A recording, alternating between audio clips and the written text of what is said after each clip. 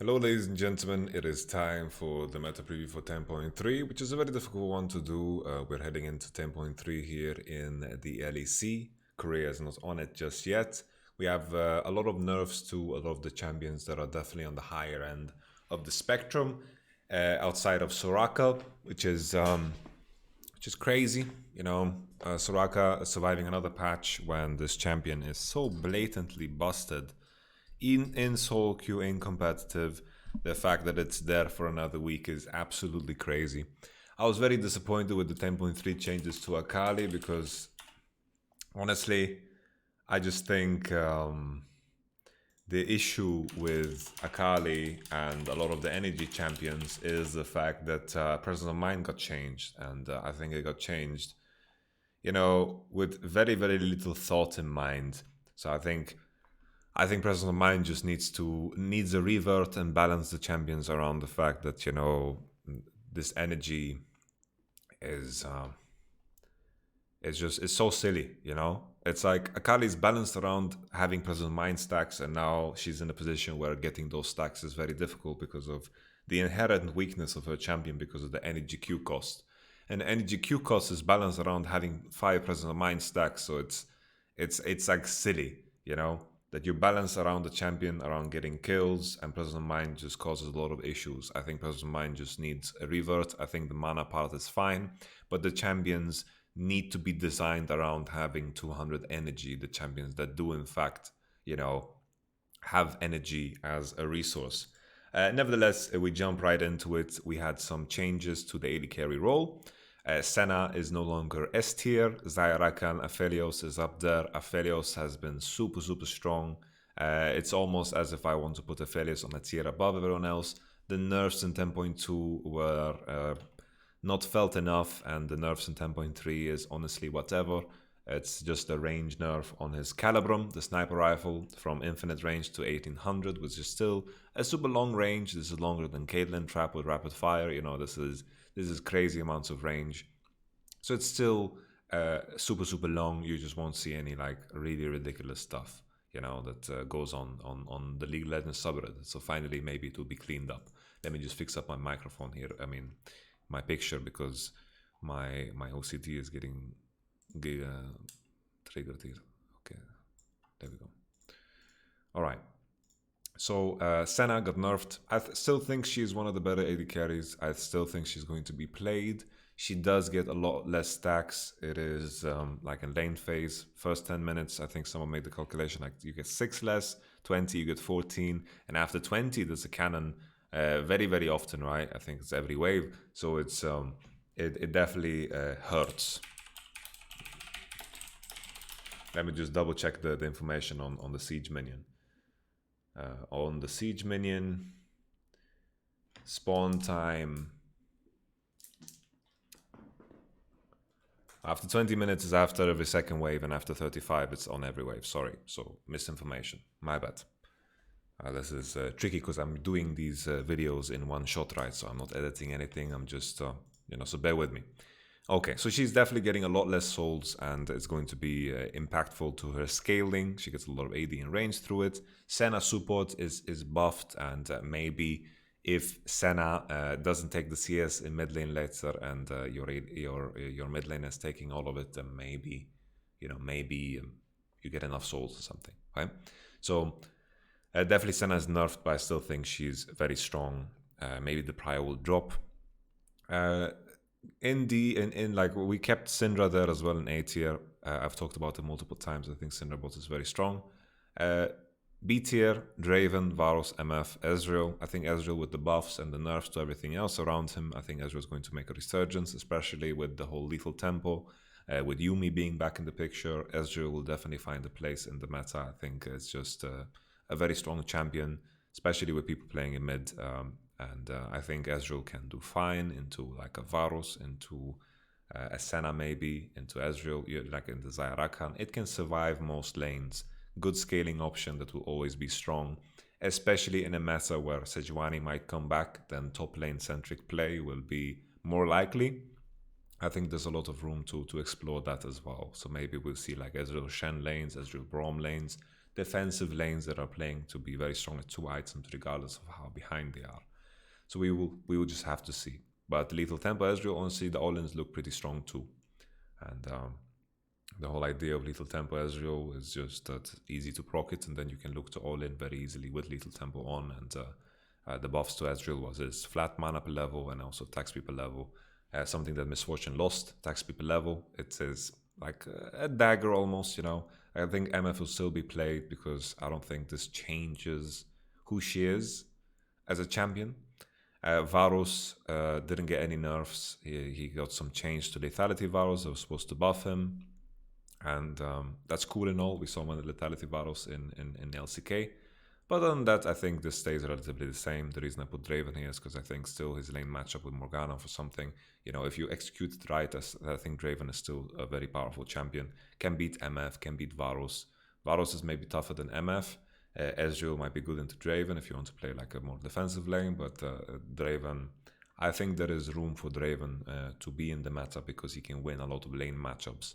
And in a meta where winning bot early and playing through bottom and playing for Drake and then swapping for 8 minutes, Draven can definitely, do well.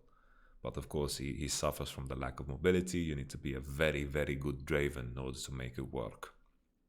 C tier, Ashe and Kai'Sa, the reason they are C tier, I think they are very reliant on the B tier champions to be played.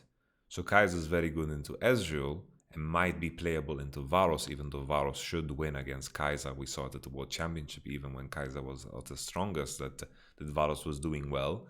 I think Ashe and Kai'Sa is very reliant on the B tier. I think if you play the C tier champions into the A tier champions or S tier champions, you're definitely in a weaker position, and then and so forth and so forth. B tier, I put Caitlyn and Jhin. Trash is making a resurgence, and that's very good for Caitlyn and Jhin. But I think with the nature of how prominent fights are earlier on, I think having powerful ultimates is more important. And Jhin, sure, you can say that his ult is good. He provides CC on BF. He has good bursts already, but it's just I wouldn't be so confident to put him because you just haven't seen him being played anywhere, and it just doesn't seem right. Maybe Jhin is playable, I just think there's some specific champions in other lanes that deal with Jhin very easily. So that's always going to be his struggle. In niche, we put Tristana, Lucian, Ziggs, and Yasuo. Yasuo, obvious why. Tristana, flex with mid lane, that's why it's niche. Lucian, same, flex with mid top, that's why it's niche. You need to get value. If you put it on bottom, it needs to be very, very valuable because these champions are not that good at AD carry. Ziggs niche because if you need AP damage on bottom, this is an option. Ziggs, Cassiopeia, Talia, Syndra. Talia, maybe less sleepy. I put the word sleepy there instead of hidden OP. It's just Talia bottom. I think there's a lot of room to play it. I think like if you play a Shen Talia lane, you impact the map very well, have a very strong early, and you can have a lot of one-shot power, and then you can pressure into mid lane, and you can be fine with giving up. Presence of Mind is a fantastic mastery for Talia because she has a lot of mana issues and it increases her mana pool by 500. So you don't feel too bad about buying Luden's Echo or GLP, because in some cases a lot of Talia players went even to Archangel Staff because of how mana hungry the champion is inherently. Kalista is something that we saw played with Taric. It seemed to do well into Miss Fortune, but in the past Miss Fortune was a counter to Kalista, so I don't know how to judge it because there's some few players out there like Teddy or maybe Ruler that can play Kalista at a very high level. Actually, I don't know if Ruler was the one who played it. There was someone in LCK who played it with Taric, and it did well. I put it in Sleepy because I don't know how to judge it. I don't have enough information. A lot of pro players know very little about this. In solo queue, it is so-and-so. It has a strong ult. It has some inherent weaknesses to slow, like the fact that the attack speed gets lowered by the slow, and the mechanic of the champion is very tricky to deal with, in some situations, and that's always the danger with Kalista. But the ult is powerful. The early fights are powerful. The early lane phase is also very powerful. I think Kalista might see a bit more play than before because of the buffs that she received some time ago. Karma as well. I think Karma bottom is definitely an AP option that you can go for. Karma has received some buffs to her Q and I think also her W. Nothing to buffer utility, but in terms of the world of APs and early pushing, I think Karma can definitely fit that slot. So that is it for AD carries. Let's move on to the hardest one, I think, of the above, which is mid lane. You'll see why it's so difficult because of how the list look like. There is a lot of sleepy champions there and a lot of niche champions, and then the rest. So with the nerf of Akali, everything has kind of, from my previous list, has kind of just moved up a step, you know? Everything has moved up a step, and with LeBlanc and Syndra being the clear best mid laners right now, there are counters to them. There are matchups that you can play. I still feel like Syndra and LeBlanc, it's rare that you go wrong with them. Sure, you can pick Echo into Syndra, maybe do fine. You can pick Zed into Syndra and maybe Snowball. LeBlanc, you can pick Cassio, win the 1v1. You can pick Ryze, win the 1v1. Maybe you can even pick Diana if Diana can buy Mercury. Maybe she can win the 1v1. LeBlanc isn't the best 1v1 champion in the game. It is very, very jungle reliant. LeBlanc is S tier when you have a Jarvan, when you have a Lee Sin. You need an AD damage jungler, because if you have like a Gragas, the Mercuries just get too much value. The 2v2 mid lane is so important. And I think with LeBlancs, it is easier to have a stronger 2v2 mid lane. But there are some scenarios where, for example, let's say you have Cassio Rek'Sai or something, then maybe you 2v2 stronger. There are windows where you are stronger. There are ways to beat LeBlanc. And I think these are the champions that would be in A tier then. So we have the Ornn. I think Ornn Flex is super powerful. I'm happy Fnatic showed it. We saw it in LCK. I think Ornn mid lane needs to be played more and more, because Ornn top lane I think is weaker against the pool of champions that people are playing. I think Ornn mid lane is fantastic. I love it. Just the inherent flex power that it has, I think it's very juicy. Last week we had it at Sleepy OP, but now I think Ornn is just it's obvious, right? Everyone knows. Diana got a nerf as well, 12 damage on her W and mana. I think she's still in a fine state. I think more and more teams are recognizing her power, and I think she's still going to be played at a relatively high rate. I think it's a strong champ. Ryze, like all of these champions in A tier, they're reliant on what's going on in the game. They're reliant on the 2v2, they're reliant on the champions, they're reliant on the jungle. Like obviously you can't pick Qiyana and Lee Sin if you have, Qiyana, Lucian mid, if you have a Lee Sin jungle and then a Sett top and then an AD bot. Like there are some set scenarios where these champions are just terrible, and then there are scenarios where these champions are S tier, right? That's why I put them in A tier, because I think the S tier champions, you can almost always reliably pick them and be happy, right? So B tier, the biggest change here, I guess, is Rumble. I think the B tier champions, there are situations where they are good into the A tier champions. Also sometimes even against the S tier champions, but I think that the scenarios where they are great is less of an occurrence than the A tier champions. And that's why the mid tier list is so difficult to do, because it's so reliant on what's happening. And a lot of why this tier list looks the way it does is because in correlation to what the meta is right now, there are more common occurrences for the champions to be useful the higher they are on my tier list, based off of my assessment. So take this mid tier list with a grain of salt, because Azir can be amazing in a game, right? But it is less likely that he's amazing in a game than a Cassio, for example, in the current meta, right? So keep this in mind. Even though Azir maybe can lane fine against Cassio, that is, it's all about in the context of what's going on elsewhere, because the mid 2v2 is so important. The mid 2v2 is incredibly important, and I put a lot of stress and emphasis on it, because that can give you the basis of snowballing the game and dictating the game regardless of what your matchups are on side. So this is, if I made an actual tier list, that would make more sense, like the 2v2 mid lane combination that would work. But right now, the 2v2 mid lane combinations that have Lee Sin or Rek'Sai will look stronger. I think Lee Sin 2v2 mid lane is probably the strongest, because he's very consistent throughout, while Jarvan is strong at level 2. Rek'Sai is stronger level 1 to 5, and then after 6, Lee Sin is 100% the clear favorite because the one-shot power of having the burst of RQQ is just too important. It's just way too important. And then Rek'Sai is quite immobile and predictable in the way his kit works, even though he has a lot of angles to gank mid. But I hope my point is clear. So it's very important that you listen to the context of this video. We put Akali on a very low tier, blah, blah, blah. Niche, Veigar, big discussion about Veigar. Fnatic picked it. I think Veigar, there are people talking about Veigar's teamfight presence, right? And how good his cage is. And how good he is specifically against the champions that G2 picked. And on my end, Senna Braum is probably the best bot lane you can pick into Veigar.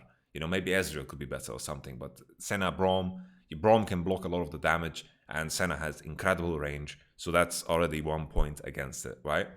Aatrox and Ryze, sure, they are short range, they need to commit, but there are very little champions that inherently counter Veigar's cage. It's just, Veigar's cage is just a very strong ability, right? Event Horizon is a powerful spell. It's like, there are champions that are, that don't have dashes or less mobile. Okay, they will have a hard time maneuvering themselves to get around the Event Horizon. But there's a reason why Event Horizon and Veigar is not picked every game, because that same argument can be made in almost every game, right? There are many non-dash mid laners that might have a hard time into Veigar. Okay, let's just, for argument's sake, let's say in the context of Ryze and Aatrox, they will struggle to teamfight, but they don't necessarily need to teamfight. Ryze was picked in a scenario where he has a clear path to victory. He will have push on mid. Ryze will have the freest lane of his life. Ryze scaling is also crazy good. Let's not forget this, right? But just like Veigar and Ryze, both of them are very reliant on what's going on around them. In this particular game, I think Ryze is the far superior pick because it will split into a GP later, and it's going to dominate GP. It's going to be able to dive GP. So the path to victory is very easy for Ryze. And at the same time, Ryze has very good lanes to play for. Meaning, Ryze will get prio in mid lane, will win the prio. Naturally, right? Veigar doesn't have a lot to say in the early game. Ryze can transfer this pressure onto top and look to dive the GP, right? And look to snowball the game. And then buy Mercury, which is good against Glacial Augment, good against the Veigar cage as well, right?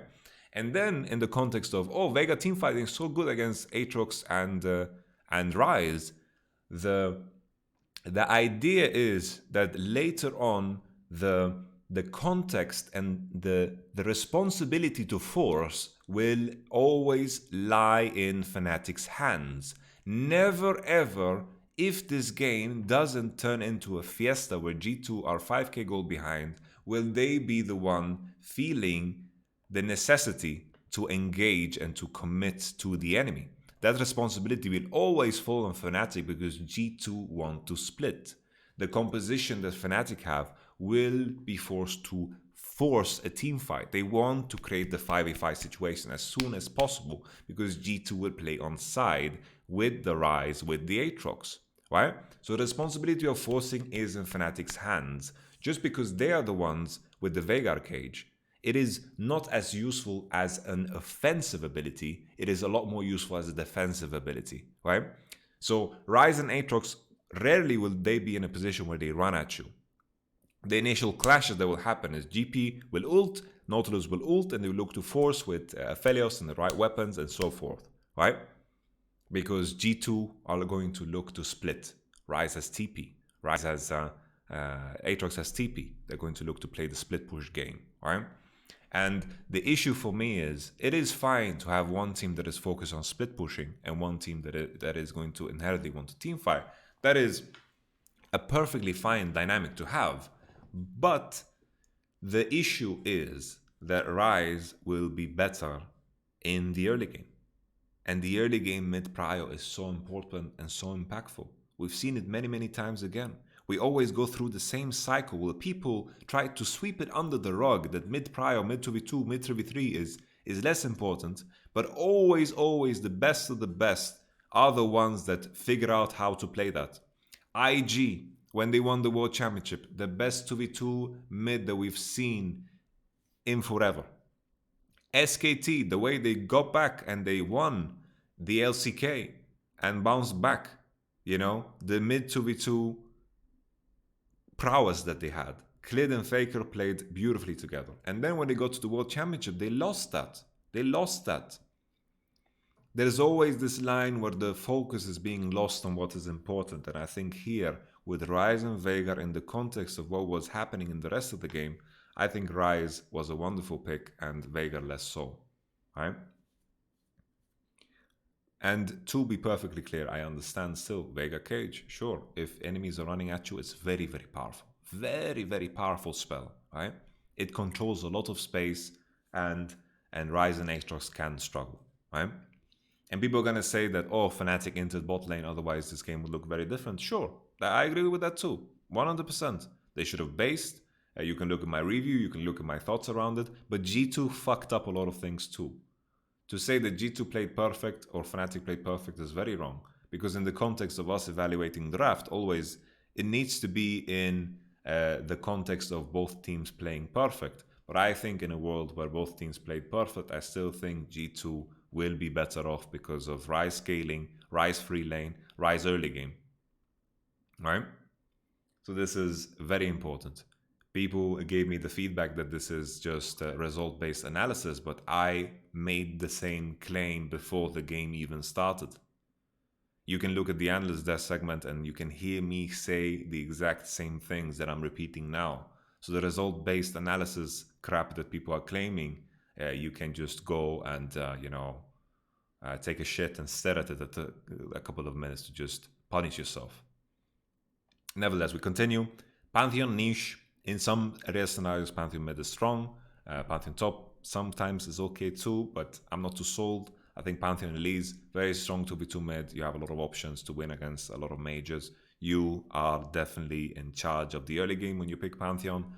He falls off right, but that power in itself can be good. Yasuo as well, very comp reliant. I think also very player reliant. Galio the same way, can be picked into Rumble maybe. In some occasions, maybe Diana. Galio, I think, needs to play against melee champions, otherwise he's pretty garbage. Vladimir, good into the physical damage carries that we have here on the list, except maybe Kiana and Lucian. Vladimir can be good into Pantheon. Irelia, Yasuo can do fine. Mordecai is a niche because you need to gain value on top lane. Sett the same. Sett mid lane when you need AD damage, when there's a lot of AD damage bans. Maybe Sett can be fine. But Sett took a very, very big nerf, and I think this is a bit of a question mark. Varus was played in the LCK. I put him in niche because I don't know how strong he really is. It looked kind of fine with little tempo and then lethality build, and lethality has been buffed and all. So maybe it can be good, maybe it can be bad. I need to be careful with how I speak out about this. Sleepy, meaning champions that haven't been picked too much, but I think are going to come in. 10.3 is Camille. Sejuani is making a resurgence, so Camille, Sejuani, 2v2 mid lane is super, super powerful. I think Camille was always a decent mid laner, and there were very few mid lanes that were actually willing to play it. I think the teams that did found success with it, whether it was Chovy or Nuktak or anyone else. I think Camille mid is strong. Silas, I think, is also super strong. It requires you,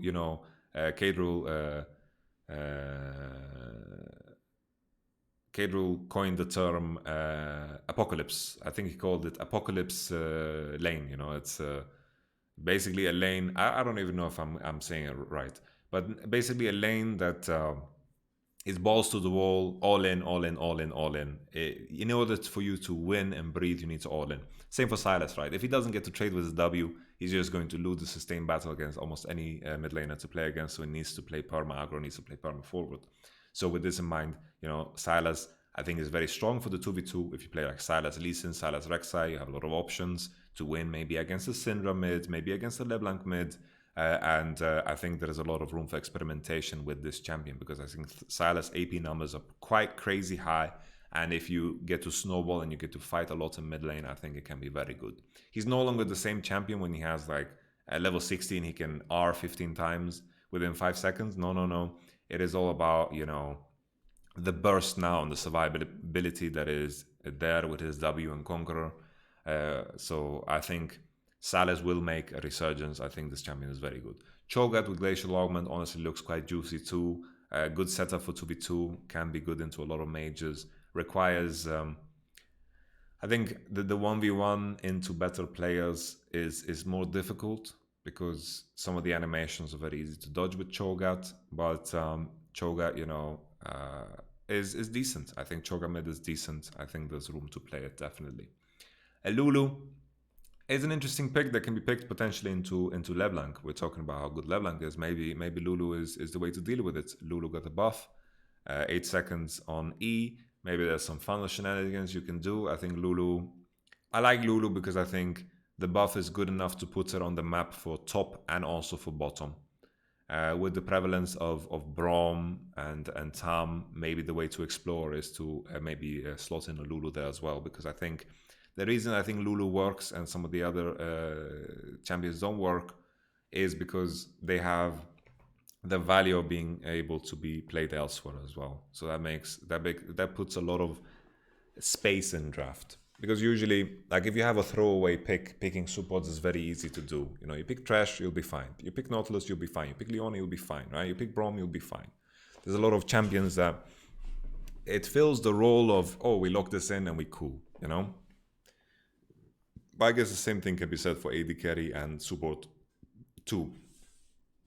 Because, AD carry and jungle too. Because AD carry, jungle, you need to, I think, 80% of the games is being picked 1 and 2 on red side, like Senna and Lee or whatever, right?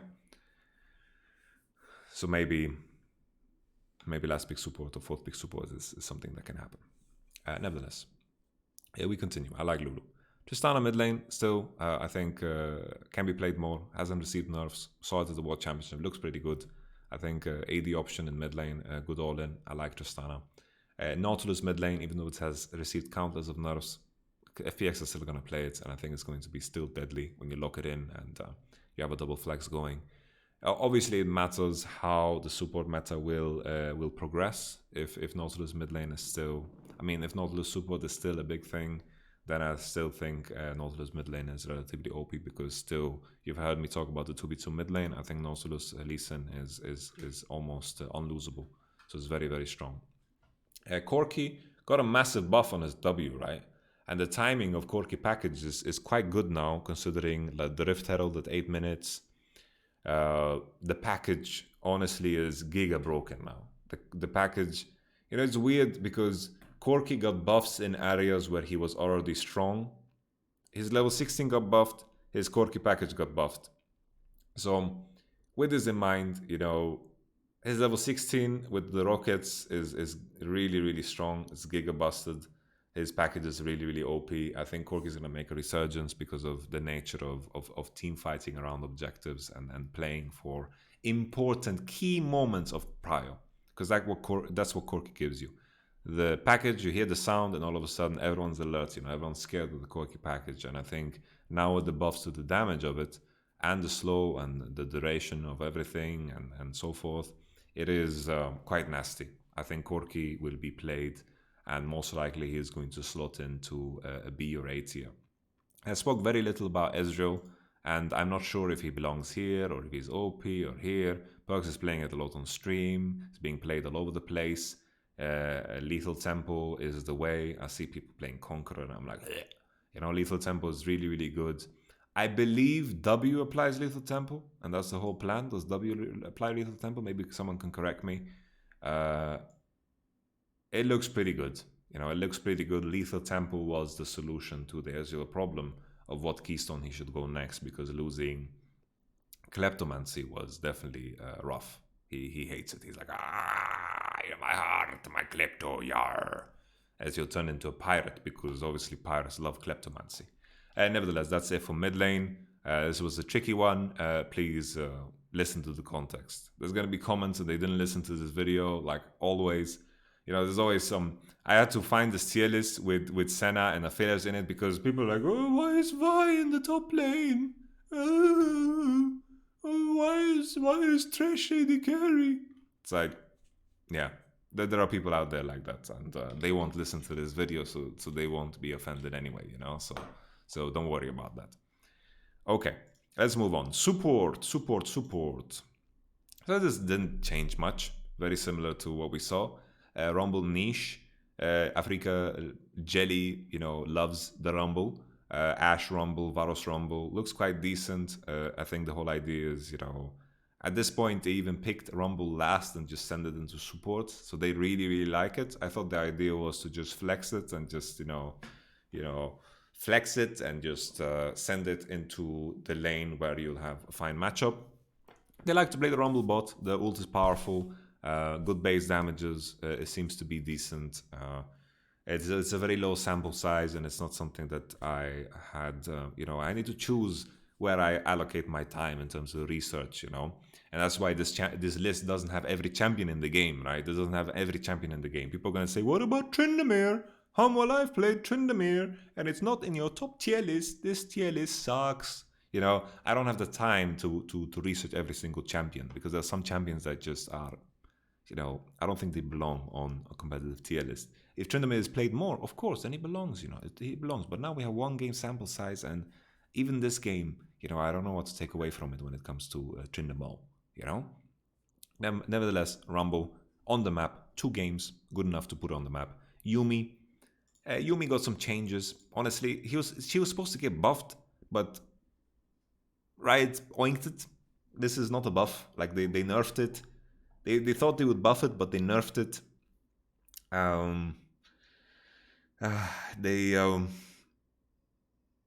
They hotfixed, changed it. We went from Yumi E max, and then they really want to shoehorn the Q max Yumi in, which is all right, but I don't know. I think this is kind of a nerf. Q max Yumi might make a resurgence with Ezreal. I think Yumi was in an interesting spot already, and I think they should have let it breathe a little bit just to see how the pro scene evaluates the champion, because Yumi is a champion that needs to be balanced around pro. If it's not, then it's just going to be giga OP. So just they should have let it breathe a little bit with the situation it was in right now, I think. So I think that the changes were just bad. Lulu, Bard, Soraka, because I think a big thing that a lot of these teams that are picking Soraka have in mind is also the possibility of playing at bottom. I think Soraka into Tam, Soraka into Brom could be interesting, and I think Soraka in general is a very strong champion. So but this Soraka is right now Akali tier, so it's giga OP in general. Let's move on to jungle. Jungle, S tier. So we have the jungle change with the XP. They are looking to buff the experience, and junglers definitely get level 6 earlier than they had before. So I think junglers are very happy. They're not so happy about the Sejuani comeback, and naturally Sejuani coming back is going to allow more champions to come back, like Karthus. Karthus is strictly here reliant on Sejuani or Gragas to be in the picture. Obviously, you don't want to play Karthus against Lee Sin jungle or Elise jungle, Jarvan jungle. You're going to get devoured. You're going to get eaten alive. So it's, with some jungle pathing Nirvana, sure, you can maneuver yourself around it, but you're leaving your team exposed. And there is some room for you to maneuver yourself around it. But I think with the XP changes, Karthus is very happy because he clears very fast. So that's cool. Sejuani with the jungle changes, getting level 3 off of Gromp Red Blue, that's very positive for Sejuani. She's very happy with this because she can buy Machete. The issue with Sejuani in the past was always, if you buy Machete, you focus on the single target camps, and then if you buy the Talisman, you focus on you do 3 camp bot side into base.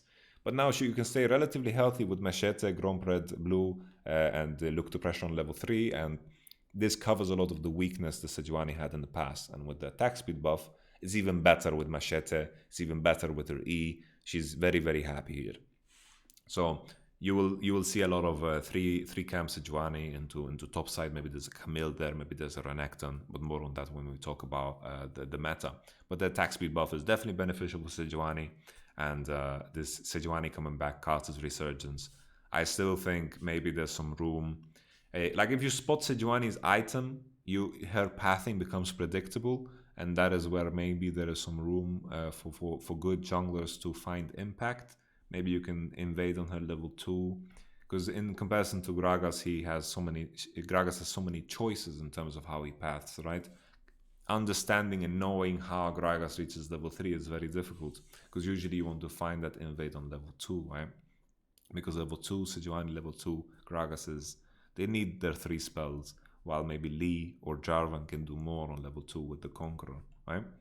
Talia, I also put it A tier, and not a lot of people play Talia, but whenever I see it, it looks super strong with the right lanes, with the right CC, with for example Talia jungle, Pantheon mid. I still think Talia is super super good, but Talia is a tough champion to play, and we'll just have to wait until like Tarzan plays it again, or maybe Spirit brings it back.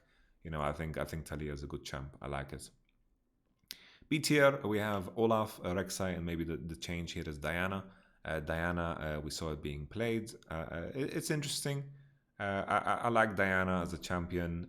Maybe this is a bit of a question mark. I would understand completely people like, oh, Diana belongs in C tier. What the fuck? You know, that's cool with me. You know, it's just I wasn't sure where to place it. But Rek'Sai, Olaf, you know, they're all right in some situations. They're worse in some. Rek'Sai maybe belongs higher because of the emphasis on 2v2 and, you know, maybe with the jungle changes he's going to be better off. I just see so many games of Rek'Sai where he just turns so useless after level 5. And I think that's always going to be a struggle for him. You know, I think Rek'Sai wishes he was what Elise is, you know, and that's just not true. So that's the tricky part here. Olaf as well, maybe with the jungle chases, considering he gets more XP, he can use his clear speed to something better, but I have reservations. I am most excited about these 7 junglers up here. And it's funny that, you know, Lee Sin with this jungle change is just buffed. You know, he's just buffed. He's super happy. Reaching level 6 earlier is super, super good. Okay. Niche, Echo, Nidalee, Nunu, whatever. Sleepy, Dr. Mundo. Honestly, Dr. Mundo clear speed is monstrous.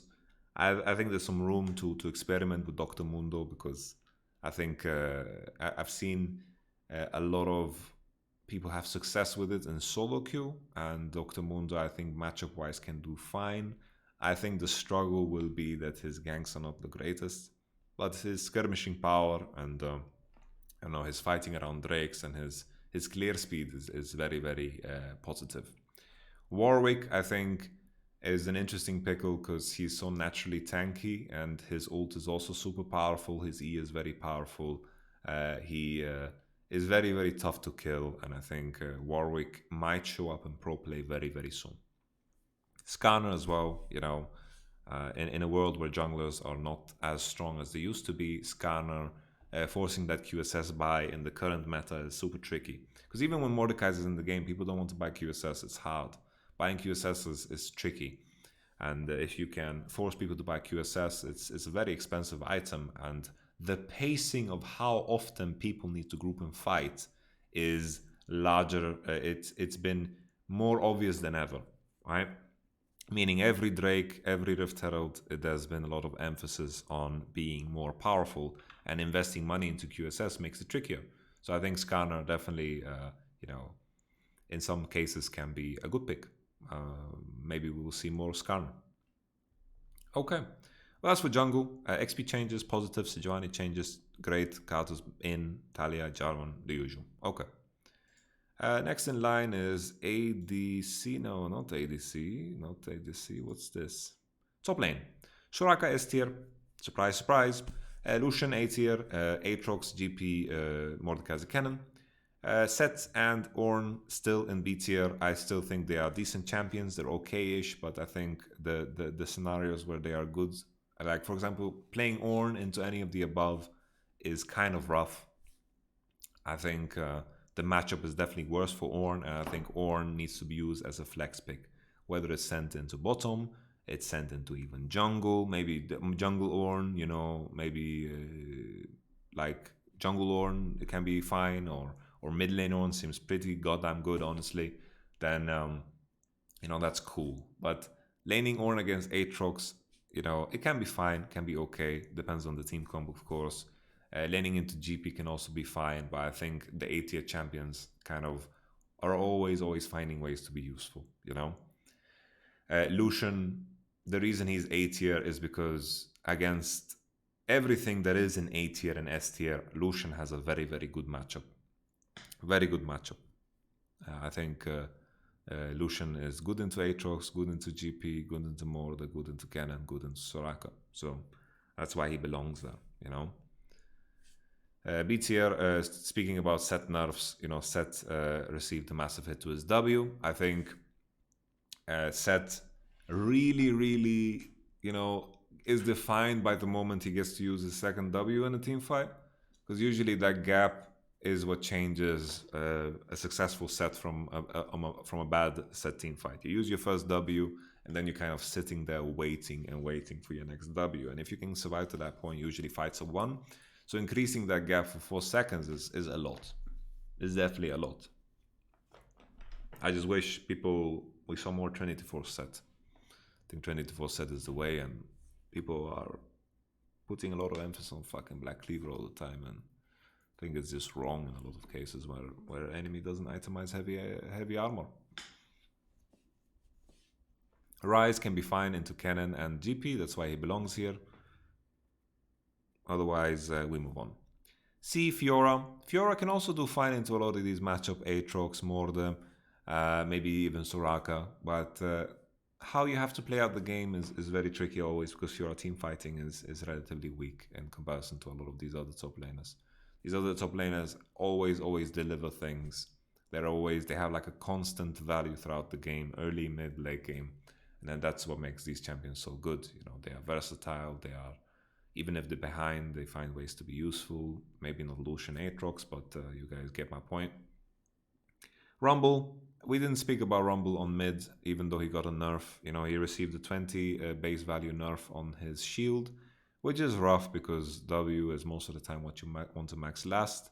He recovers it as you skill up your W, but getting 30 less shield when you're heated definitely means a lot, especially in the mid matchups where you're eating a lot of poke, and in top as well. Like, we didn't see a lot of Rumble top anyway, so this nerf just makes him fall lower onto the list. I think in terms of picking him mid, he's still going to be useful there, but less so in top. Nar, Shen, Kled, blah blah blah blah blah. Akali, Swain, blah blah blah blah blah. Here there's a little tier here, Sejuani tier, A-. Like, if you have Sejuani in the game, of course the top laners that you can play become very different because the 2v2 is very strong with Renekton and Camille. So I put them in the A-, meaning still slightly worse than A tier, but better than B tier. So definitely Camille, Renekton, but Sejuani, we will see it. Niche, Pantheon, Sona. Sona, some cases can be good. I think, you know, if you're giving up your top side, she works kind of like Soraka or GP or anything like this, that, you know, you sacrifice top side, impact the map anyway. Sona, we still haven't seen her in pro play, so I'm a bit careful, even though we see it a lot in solo queue. Irelia, Kiana, we saw it against Aatrox. Broken Blade played it, looked pretty good, honestly. Urgot into GP, looked fine. Burnt Flash 1v1 at level 2 against Expect, was called Whippo. Also looked pretty cool. Vladimir, in some cases, maybe we see it against GP or something like this. Maybe it can be played into Ornn. Just the lack of Klepto is maybe tricky for Vlad, and I think Vladimir has a way of finding himself back in the meta at some point. People kind of just realize, oh, this champion is pretty good, and then everyone kind of regrets not practicing it. And then you have like the resident Vladimir players that are always good at it, like Nuguri or maybe Khan or the Shy. I'm just talking about, you know, these top laners, and I miss the Shy so much, man. I open his stream and he's playing this sim dating game, or he's playing this jumping game, and it bothers me, man. I just want to see gameplay. I'm a big the Shy fan.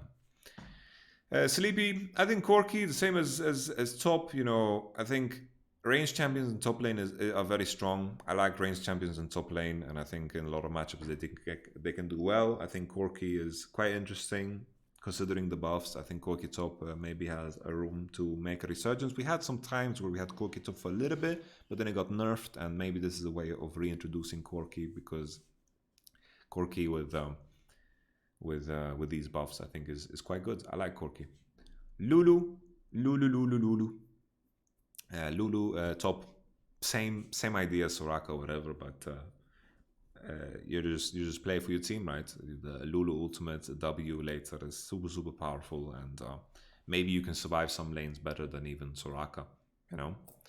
But obviously Soraka is the GOAT, both literally and in the meaning of the acronym, the greatest of all time. Is just by far the most OP champion in the game right now, I think, with Aphelios, honestly, with Aphelios. Okay, Quinn, same conversation as the range champions. Quinn, decent scaling, fits a very similar role to Lucian, but I think Lucian is just a better Quinn. Tristana as well. I think Lucian is a better Tristana as well. Like Lucian is a better version of a lot of these range champions. It's just when a lot of bans and maybe nerfs come in, this is going to be a natural evolution. I think Silas can be very good into Ornn, can be good into Cannon, can be good into Mordekaiser. So that's why I'm putting him here, because I think he belongs. I saw some top laners on stream, some solo queue players playing Silas top with Conqueror, and when you have room to fight a lot because both junglers are focusing on bot lane or something, then Silas can be interesting. Definitely can be interesting. And in a world where people don't think too much about Silas, Silas finds himself in positions where he has a lot of strong ultimates, you know? So that's interesting, whether it's an Ezreal ult or like an Nautilus ult. There's a lot of ults.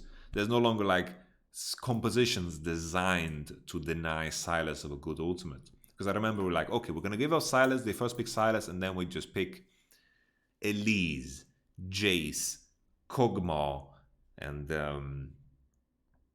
Yuumi. You know, I don't know. This composition obviously sucks, but my point is we're picking a lot of weak ultimates, right? Let's just leave it at least Jace and then lane into Silas wherever he goes. That's a good starting point, you know? So definitely maybe Silas will find opportunities. So that summarizes it, 10.3 competitive. I think we went through most of the changes that will impact competitive.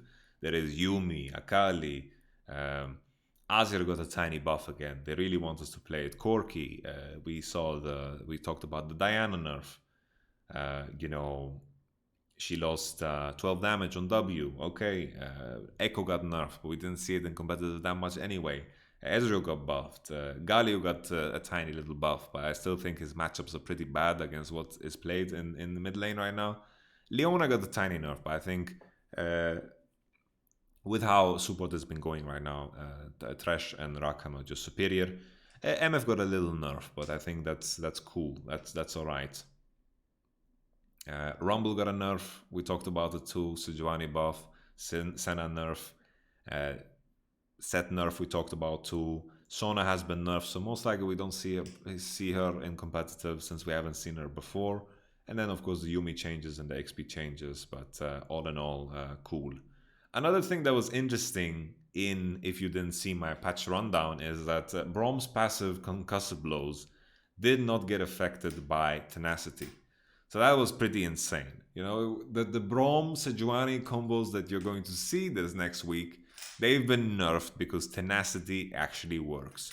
God bless corporate America, capitalism. Mercury threads stonks.